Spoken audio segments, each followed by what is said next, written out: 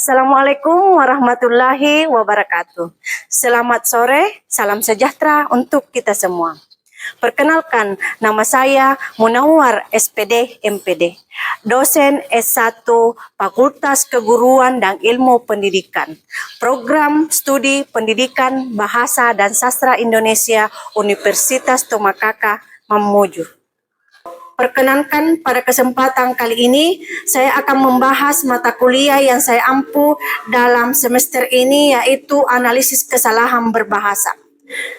CPL Prodi, capaian pembelajaran lulusan program studi dalam mata kuliah analisis kesalahan berbahasa ini ada dua, yaitu pengetahuan P1 dan keterampilan khusus KK1.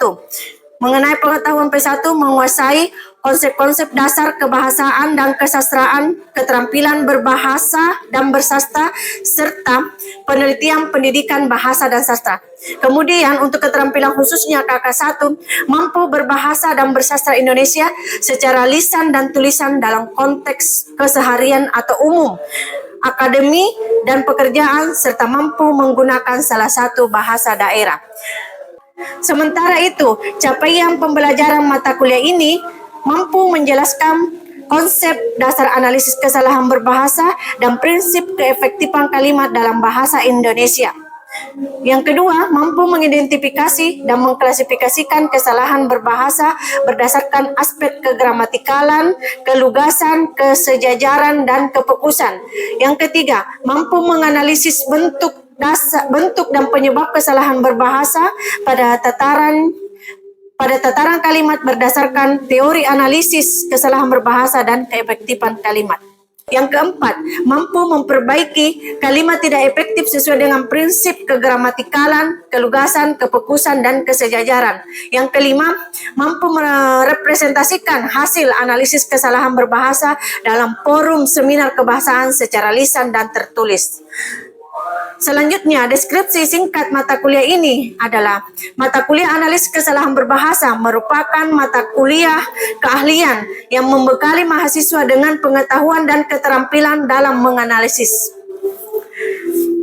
mengidentifikasi, mengklasifikasikan, serta memperbaiki kesalahan berbahasa pada tataran kalimat berdasarkan prinsip keefektifan kalimat dalam bahasa Indonesia.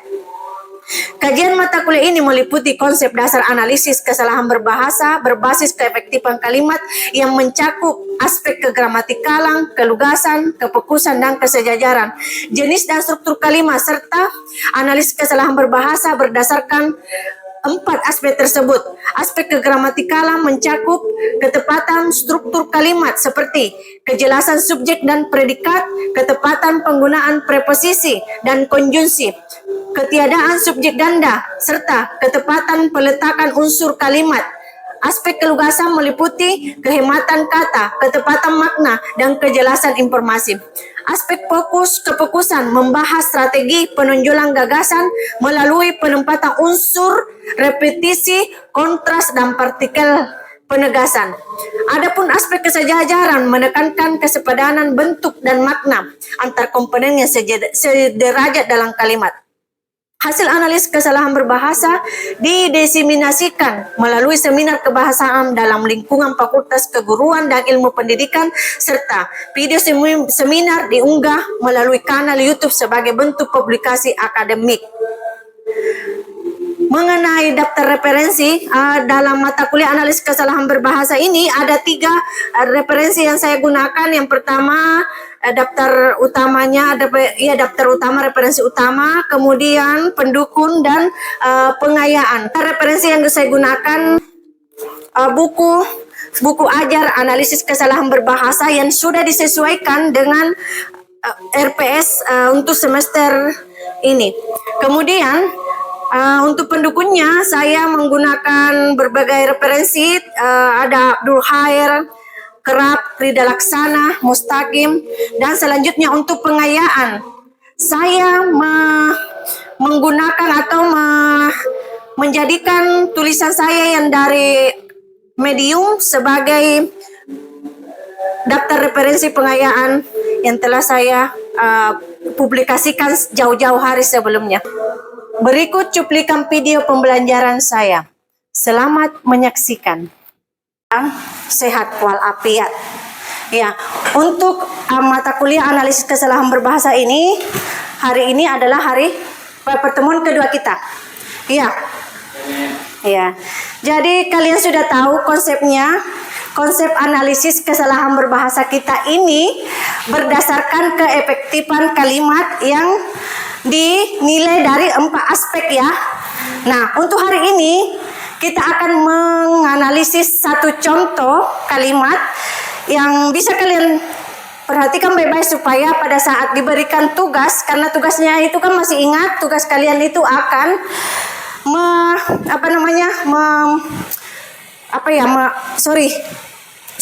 menyeminarkan ini ya, hasil analisis kalian akan dibuat dalam seminar kebahasaan ya, dalam skala atau lingkup Fakultas Keguruan dan Ilmu Pendidikan. Baik. Nah, saya kasih ingat dulu atau saya ulas kembali mengenai analisis kesalahan berbahasa, keefektifan kalimat kita. Ini dilihat dari aspek kegramatikalan. Nah, mengenai kegramatikalan, satu kalimat itu kan dilihat dari strukturnya. Nah, ketika bermasalah strukturnya, dilihat dari apakah ada subjek dan predikat. Nah, tanda-tanda yang mana subjek, yang mana predikat sudah saya jelaskan pekan lalu ya. Kalau misalnya subjek itu ciri-cirinya ada 8 menurut Wijono. Nah, kalau subjek itu salah satu indikatornya bahwa ia merupakan nomina, promina atau prasa nominal. Dan ya, ciri-ciri lainnya tidak boleh didahului preposisi, baik itu bagi, dalam, kepada. Ya. Selanjutnya kita akan melihat apakah satu kalimat itu terdapat predikat. Dilihat dari apakah kata kerja dalam kalimat itu tidak didahului oleh yang. Kenapa? Ketika kata kerja berupa perba atau adjektiva atau numeralia didahului oleh yang, maka dia akan berubah menjadi klausa pewatas bagi subjek. Jadi dia bukan lagi bagian dari, atau dia bukan berfungsi sebagai predikat, melainkan bagian dari subjek. Ya, baik, kita lanjut. Itu mengenai itu ya tadi. Lanjut lagi, dalam satu kalimat itu tidak boleh di antara predikat yang berbentuk verba transitif dan objeknya. Jadi jangan ada preposisi, sehingga kalau ada preposisi di antaranya kalimat itu tidak gramatikal karena seharusnya mendapatkan objek. Tetapi karena di sini ada preposisi, sehingga yang tadinya seharusnya berfungsi sebagai objek berubah menjadi keterangan dalam kalimat. Jadi kalau kita lihat dari predikat, dari susunannya ya, dari struktural kalimatnya itu, maka yang muncul pasti subjek, predikat, keterangan. Nah, kenapa di sini pada bagian predikat harus ada objek, jadi subjek, predikat, objek, keterangan, karena adanya verba meng. Kalian masih ingat kalau verba meng itu meng dan alomorfnya meng dan men, ada yang masih ingat alomorf ya, variasinya me. Nah, itu membutuhkan objek. Nah, dalam satu kalimat harus ada objeknya. Nah, ketika diantarai preposisi misalnya tentang, kepada, dalam, untuk, maka itu otomatis berubah menjadi keterangan. Nah, secara gramatikal otomatis tidak gramatikal. Ya, bisa dipahami sampai di sini? Bisa. Ya, bagus ya. Kemudian ada lagi selain itu penggunaan konjungsi intrakalimat dan antar kalimat. Nah, kalian sudah bisa membedakan yang mana konjungsi intra kalimat dan antar kalimat. Mengenai ini ya, maksudnya harus tepat ketika satu kalimat yang kalian analisis muncul konjungsinya, bisa saja konjungsi antar kalimat yang dimasukkan di dalam intra kalimat itu. Misalnya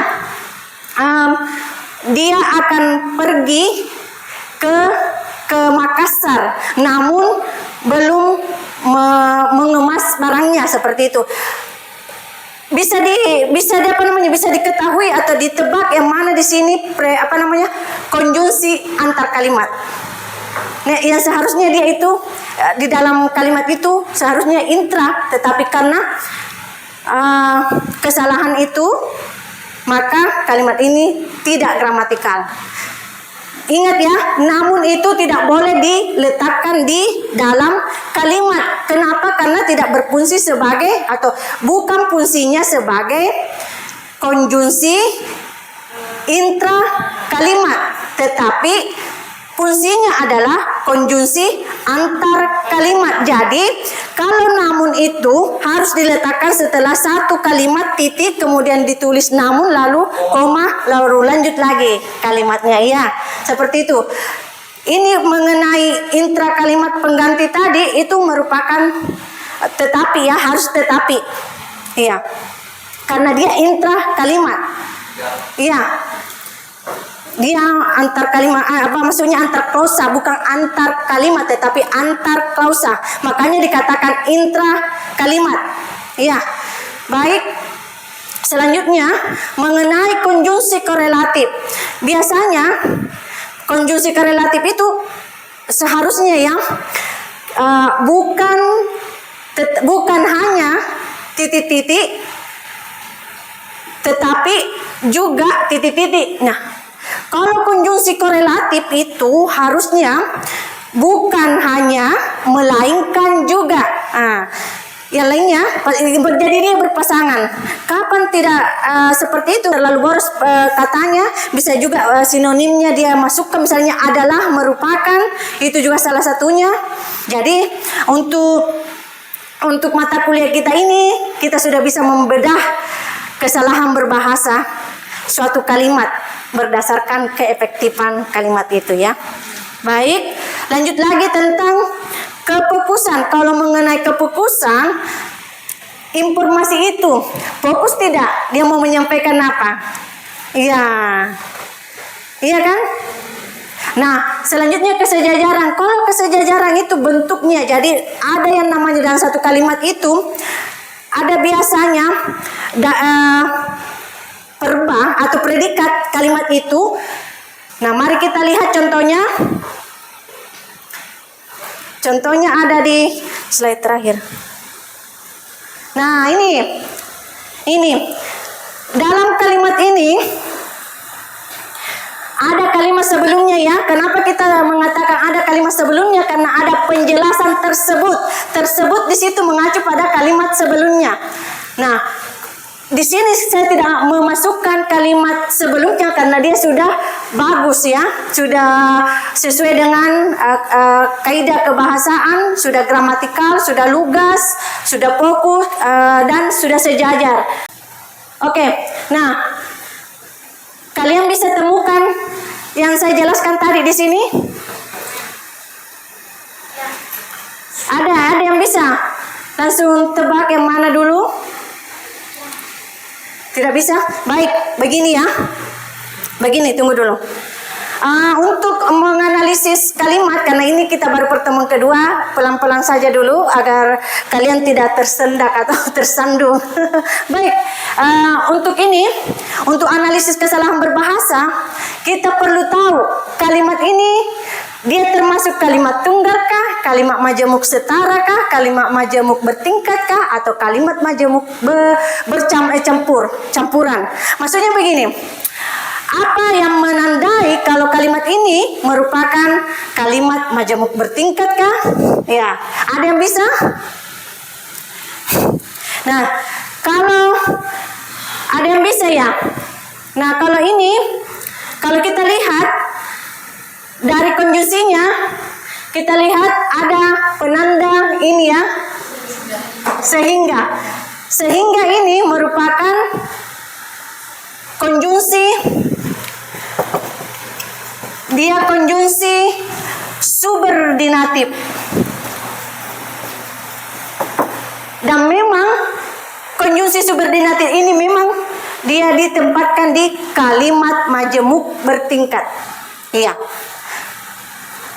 Masih ingat dengan konjungsi dan, tetapi, atau itu adalah konjungsi koordinatif dan memang khusus untuk kalimat majemuk setara. Iya. Nah, mengenai kalimat majemuk campuran, dia bisa ada konjungsi subordinatif dan konjungsi koordinatif tadi. Jadi bisa ya, itu ciri-cirinya. Jadi bercampur, namanya campuran kan. Oke, lanjut. Kita lihat dulu. Ini sudah kita ketahui kalau ini adalah kalimat majemuk bertingkat. Dilihat dari konjungsi sehingga. Nah, satu ya, karena untuk menganalisis kesalahan berbahasa itu memang harus begitu. Kita harus tentukan dulu apakah dia kalimat majemuk tunggal, kalimat tunggal, kalimat majemuk setara atau kalimat majemuk bertingkat itu. Nah, untuk ini kita sudah tahu. Baik. Nah, kita melangkah. Untuk keefektifan kalimatnya dilihat dari 4 aspek tersebut yang sudah disebutkan ya, atau sudah saya jelaskan pekan lalu dan saya sudah ulas kembali tadi. Yang pertama, saya ini ya, sesuai penjelasan saya, ada yang bisa melihat di mana ketidakgramatikalan kalimat ini. Ingat ya, satu kalimat itu terdapat subjek dan predikatnya. Nah, ketika melihat ini, yang mana adakah subjeknya, adakah predikatnya? Nah, ingat tadi kata kunci predikat suatu kalimat itu tidak boleh didahului oleh yang, konjungsi yang. Kenapa? Ketika didahului konjungsi yang, maka dia akan menjadi klausa relatif. Artinya kalimat ini setelah yang itu dia akan menjadi klausa relatif dan merupakan bagian dari subjek. Iya. Bisa dipahami? Iya. Baik. Kedua, mungkin ada pertanyaan? Ada pertanyaan? Iya, silahkan ya. Ini Nurmala ya. Iya, baik. Yang saya ingin tanyakan, dari data kalimat di atas, bagaimana kita mengetahui bahwa kalimat tersebut itu tidak gramatikal? Iya, baik. Jadi caranya ketika kita melihat yang pertama itu, apakah ini kan dalam satu kalimat itu dikatakan tidak gramatikal apabila tidak ada subjek dan predikat. Jadi memang satu kalimat itu harus ada subjek dan predikat. Nah, tanda-tanda kalau satu kalimat tidak ada subjeknya dan tidak ada predikatnya, terdapatnya preposisi sebelum subjek itu. Anggap seperti ini di sini ya, bagian sini.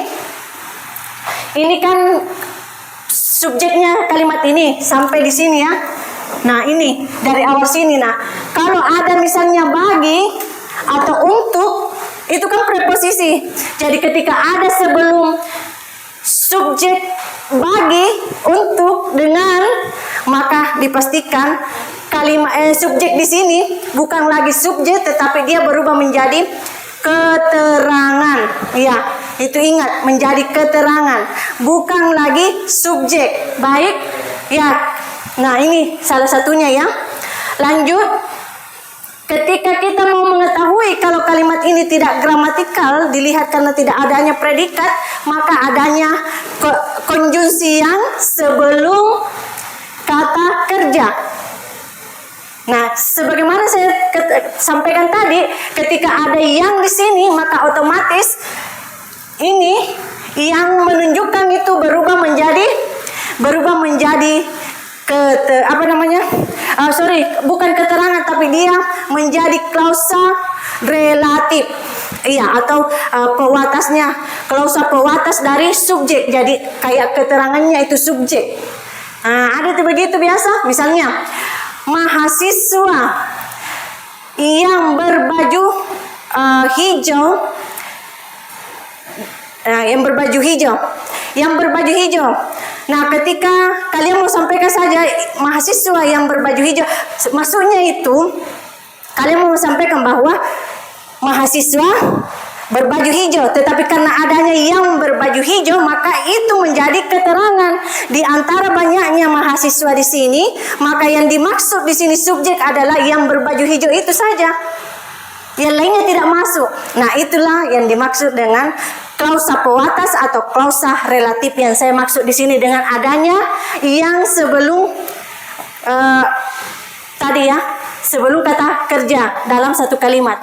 Ya, bisa dipahami? Iya, baik. Nah, itu bisa ya, Nurmala bagaimana? Iya, terima kasih. Mungkin masih ada pertanyaan dari teman-teman yang lain? Iya, silahkan.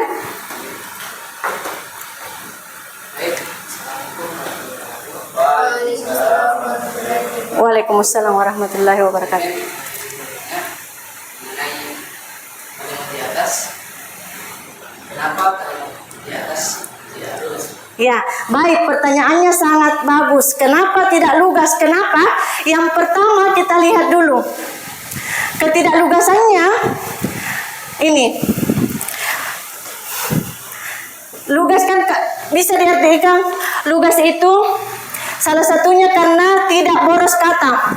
Orang yang membaca bisa satu kata saja.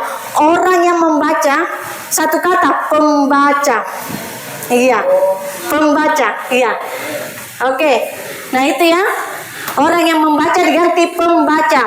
Nah, salah satu penyebabnya sehingga kalimat ini tidak lugas. Oke, lanjut lagi. Bagian terakhir ini, solusi yang mungkin bisa diberikan. Sebaiknya solusi terbaik saja. Iya, bisa jadi ya, begitu solusi terbaik. Nah, kalau solusi yang bisa diberikan artinya terlalu bertele-tele. Nah, kalimat lugas itu tidak bertele-tele. Namanya lugas, langsung dia apa adanya. Hemat. Baik, selanjutnya ada ketidakefektifan kalimat ini karena adanya konjungsi korelatif. Tidak hanya memahami masalah, namun seharusnya tidak hanya memahami masalah, tetapi bukan pasangannya. Ini juga kan konjungsi antar kalimat. Nah, di sini ditulis sebagai konjungsi intra kalimat. Nah, selain itu dia memang berpasangan dengan tidak hanya, tetapi juga. Itu. Ya. Baik. Untuk tugasnya, silahkan mencari artikel kebahasaan atau mungkin artikel yang menarik bagi kalian saja. Ya, kalian bisa analisis kesalahan berbahasanya karena sebelum itu kan kita harus banyak berlatih. Nah, setelah itu kalian sudah menganalisisnya, silahkan presentasikan dulu di depan teman-teman sebelum tugas akhir seminar kebahasaan kita ya, yang akan akan dilakukan pada akhir semester ini. Baik, sebagai simpulan dari hasil analisis kesalahan berbahasa kita ini, yang pertama kita menemukan bahwa kalimat tersebut tidak gramatikal karena tidak adanya predikat. Apa penyebabnya? Karena adanya konjungsi yang. Ya, selanjutnya terdapatnya konjungsi sehingga. Di sini Sehingga di sini seharusnya agar. Coba lihat, perhatikan kalimatnya. Nah, bukan sehingga di situ ya, seharusnya agar.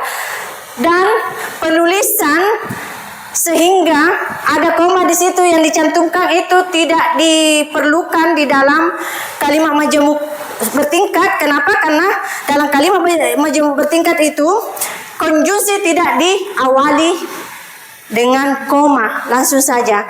Oke. Lanjut, kita juga menemukan konjungsi korelatif yang tidak tepat. Seharusnya tidak hanya memahami masalah, tetapi juga yang kita temukan tadi tidak hanya memahami masalah, namun juga bisa memberikan solusi. Iya kan? Jadi seharusnya tidak hanya, tetapi juga. Lanjut lagi, di bagian kelugasan itu, di sini ada frasa orang yang membaca.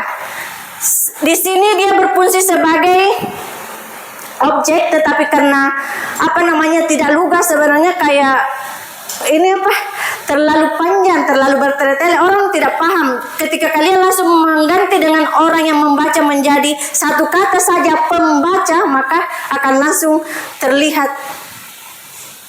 Ya, baik. Nah, selain itu bentuk ketidaklugasannya, terdapatnya solusi yang mungkin bisa diberikan.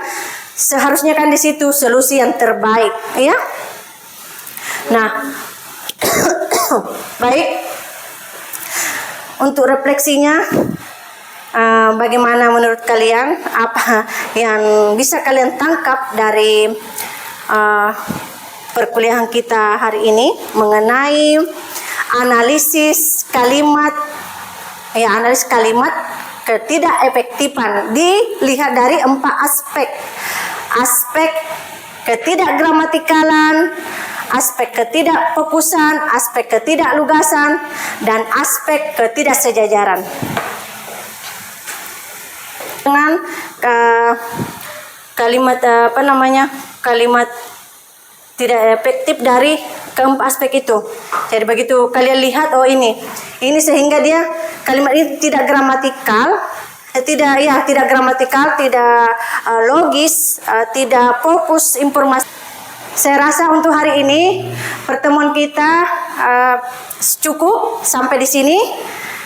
Saya sangat mengharapkan kalian betul-betul mempelajari konsep analisis kesalahan berbahasa ini.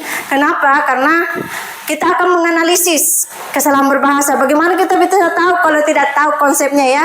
Pekan lalu saya sudah jelaskan. Jadi baiknya kalian baca kembali, telaah, apalagi sudah ada contoh. Jadi bisa, oh ini yang dimaksud dengan mem munawwar. Iya, bisa ya? Bisa. Baik. Saya rasa cukup. Terima kasih atas perhatiannya. Saya ucapkan wabillahi taufiq wal hidayah. Assalamualaikum warahmatullahi wabarakatuh.